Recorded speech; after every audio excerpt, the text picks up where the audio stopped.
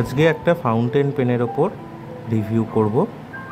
আজকে যে ফাউন্টেন পেনটা আমি আপনাদের দেখাতে চলেছি সেটা হচ্ছে পার্কার পেন কোম্পানির beta premium silver fountain pen.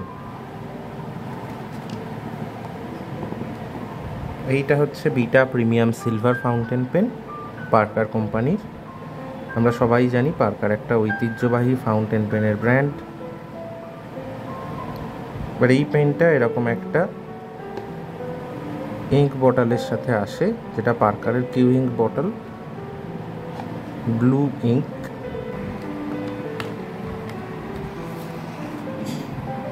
এই হচ্ছে ফাউন্টেন পেনটা আপনারা দেখতে পাচ্ছেন। আর একটা যে ইঙ্ক পট দেওয়া আছে এখানে,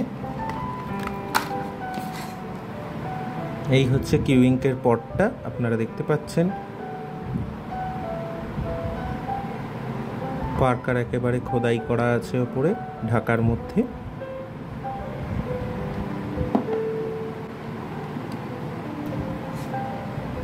পেনটার লেন্থটা দেখে নেওয়া যাক কতটা।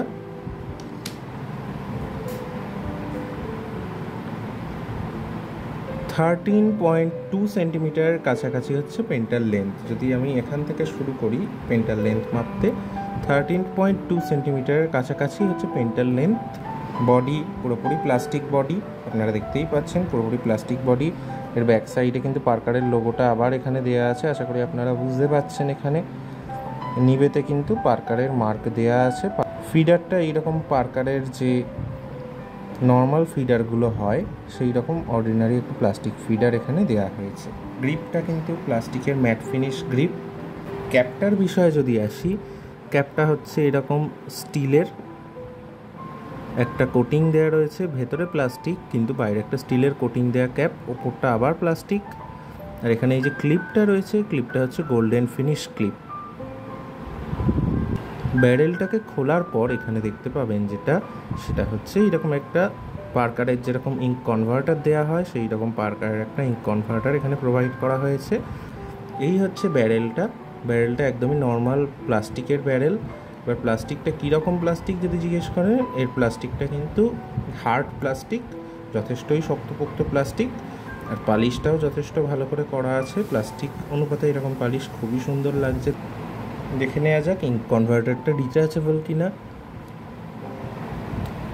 হ্যাঁ, ইঙ্ক কনভার্টারটা কিন্তু ডিটাচেবল ইঙ্ক কনভার্টার এখানে প্রোভাইড করা হয়েছে। ওই এখানে একটা ভেতরে মেটাল বল দেয়া আছে ইঙ্কের ফ্লুইডিটিটাকে বজায় রাখার জন্য, যাতে বহুদিন বাদেও আপনারা এই পেনটাতে ইঙ্ক ভরে রাখার বহুদিন বাদেও যদি এই পেনটা ব্যবহার করেন তাতে যাতে ইঙ্কটা ক্লট বেঁধে না যায়, সেইটার জন্যই এই ব্যবস্থা করা হয়েছে। এই হচ্ছে ওভারঅল বডি স্ট্রাকচার। এবার আমরা করব রাইটিং টেস্ট। প্রথমে আমরা রিফিলটা করে নেব। একই প্রসেসে ব্যারেলটা খুলব।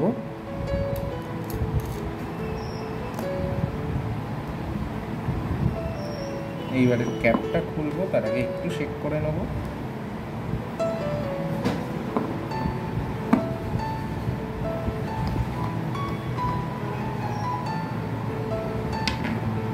দেখতেই পাচ্ছেন এখানে ইঙ্কটা কতটা কোয়ান্টিটিতে দেওয়া আছে এখানে। এইবার যেটা করতে হবে আপনাদের সেটা হচ্ছে এই পিস্টনটা, এখানে যে পিস্টনটা দেওয়া রয়েছে এই পিস্টনটা আলতো করে আপনাদের নামাতে হবে। নামিয়ে নিলেন। এইবার এখানে ডিপ করতে হবে, up to this portion deep করতে হবে আপনাদেরকে।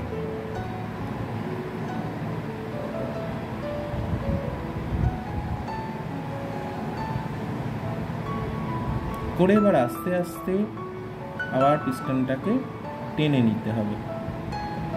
ফার্স্ট স্টেপটায় বেশি ইঙ্ক ভরবে না, তার কারণ ফার্স্ট স্টেপটা হচ্ছে ক্লিনিং স্টেপ।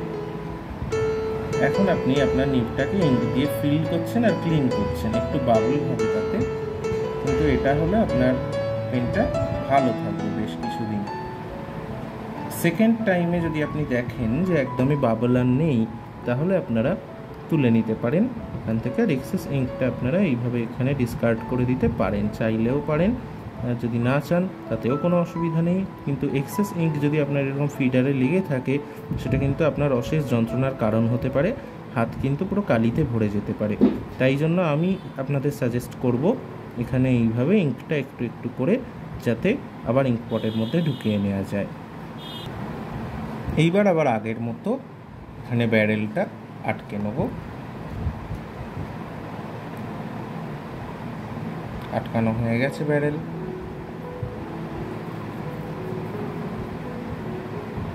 এইবার অন্ততপক্ষে যদি পারেন 30 সেকেন্ডের মতো পেনটাকে রেখে দেবেন ক্যাপ ইন কন্ডিশনে।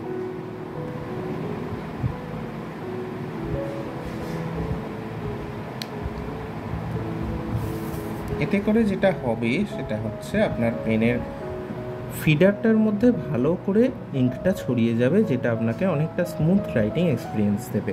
30 সেকেন্ড হয়ে যাওয়ার পর আমরা এবার এই পেনটাকে একটু টেস্ট করব রাইটিং টেস্টের জন্য। ফার্স্টে আমি এই রকম একটা ডায়েরির পেজেতে লিখে দেখব কীরকম লেখাটা পড়ছে।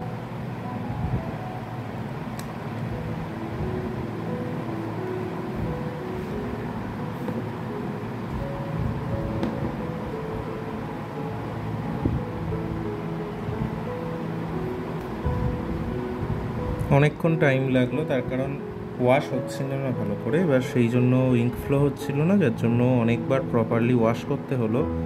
যাই হোক, এইরকম অভিজ্ঞতা আমার ক্ষেত্রেই প্রথম পার্কারের একটা পেন থেকে। তাও দেখা যাক কীরকম রাইটিং এক্সপিরিয়েন্স প্রোভাইড করে। এখানে আমি একটা দেখেছিলাম স্যাম্পল।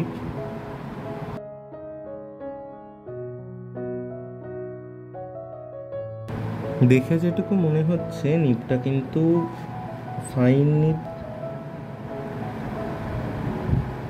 কারণ প্রচণ্ড ফাইন লেখা পড়ছে। মানে যদি আমি দেখি একটা লাইন টেনে এইরকম, কিন্তু ফাইন নিব, যেটা এখানে বলাও আছে এটা ফাইন নিব।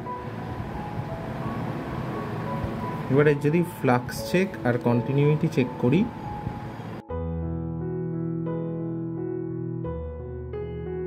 খুব একটা স্মুথ নিব কিন্তু নয়, যেরকম একটুখানি হাই রেঞ্জের পার্কার পেনে দেখতে পাওয়া যায়। নিবটা কিন্তু অতটাও স্মুথ নয়। এবার যদি আপনারা একটা স্মুথ নিবের ফাউন্টেন পেন চান, তাহলে কিন্তু এই ফাউন্টেন পেনটা আপনার সেই চয়েস হচ্ছে না, আগে থেকেই বলে দিচ্ছি। এবার কন্টিনিউইটি মানে লাইন চেক যদি করি,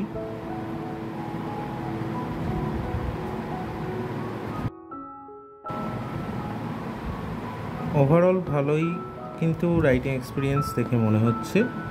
কিন্তু যারা ফাইন নিব খুব একটা পছন্দ করেন না, যদি কেউ ফাউন্টেন পেনের বিগিনার হন, তাহলে আমি কিন্তু তাকে এই পেনটা কিনতে বারণ করব। তার কারণ যদি ফাউন্টেন পেন যদি কিনতে চান, এই পেনটাই যদি কিনতে চান, তাহলে যদি আপনারা এই পেনটার মিডিয়াম নিব পান, মিডিয়াম নিব পেলে তবেই কিন্তু কিনবেন। এটা কিন্তু ফাইন নিব। এবার ফাইন নিবে কিন্তু ফাউন্টেন পেনের যারা বিগিনার তারা লেখা উচিত না, তার কারণ ফাইন নিব ততটাও স্যাটিসফ্যাকশান থাকে না ফাইন নিবে লিখে।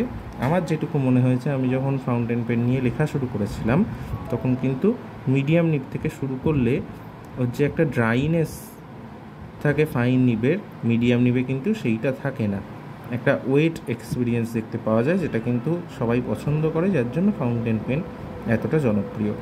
যাই হোক, পেনটার দাম 250 রুপিস।